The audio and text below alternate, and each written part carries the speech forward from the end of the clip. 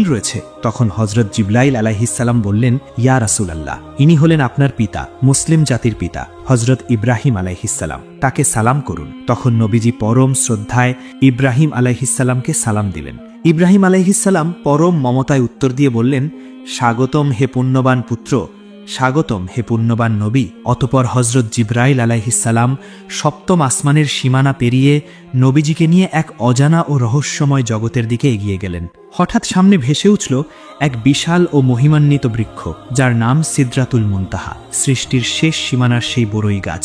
এই গাছের সৌন্দর্য ও বিশালতা মানুষের কল্পনারও বাইরে। নবীজি দেখলেন গাছটির পাতাগুলো এক একটা হাতির কানের মতো বিশাল, আর ফলগুলো হাজার অঞ্চলের বড় বড় মটকা বা কলসের মতো। গাছটি সাধারণ কোনো অবস্থায় ছিল না, আল্লাহর নূরের তাজাল্লি সেটাকে ঘিরে রেখেছিল। কখনো স্বর্ণের প্রজাপতি, কখনো বা অবর্ণনীয় সব রঙের ছটা গাছটিকে আচ্ছাদিত করে ফেলছিল। সেই রঙের সৌন্দর্য এতটাই তীব্র ও মোহনীয় ছিল যে আল্লাহর কোনো সৃষ্টির সাধ্য নেই সেই রূপের বর্ণনা